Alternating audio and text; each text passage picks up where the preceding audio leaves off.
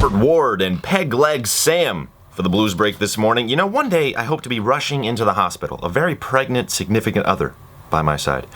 I'll grip her hand tight as she goes into labor, and before long, a freshly baked child chalupa is pulled from the baby oven. It's crying, but when I finally hold it in my arms, its crying dissipates, and it looks up to me, eyes full of wonder and curiosity about the world it's found itself in. I look down at it, its life flashes before my eyes. It learns to learn, it learns to love.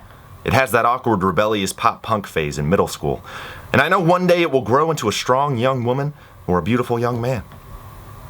A tear escapes my eye. But then I hear the blues come on in the hospital lobby, so I Dak Prescott spiral the child into the chest of my incapacitated wife and run out of the room. Story for you today. It actually is sort of a throwback to a story I did not too long ago. Remember the 12-year-old boy that held that 13-year-old girl at gunpoint in McDonald's when she wouldn't give her her chicken McNuggets? And honestly, I can't blame either of them in that situation. Him for getting aggressive or her for getting that protective, because chicken nuggets are just little treasures.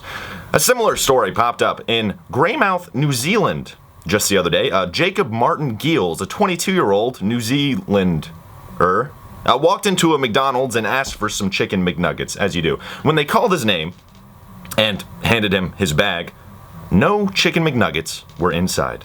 And Jacob was so overcome with anger, he jumped up on the counter, reached deep into his jacket pocket, and pulled out 2 Nerf guns. And while screaming obscenities, proceeded to fire the little orange foam bullets at all of the McDonald's employees. You can imagine the wave of confusion that rushed through the restaurant. The cops were called, and Jacob explained that he didn't mean any harm, he just thought it was funny. But let me tell you something, Jacob. It was funny. Hilarious, in fact, and we should hang out and high-five a lot. He spent a couple hours in jail and then got a $100 fine. The moral of the story is tune into The Juke, the show that airs every Sunday right here on WMSV from 6 p.m. to midnight. It's blues music, blues that's sure to not make you so angry about chicken McNuggets. I mean, really, what's going on there? Mumford & Sons is what we got coming up next. Little Lion Man. I'm Brock St. Clair. This is WMSV.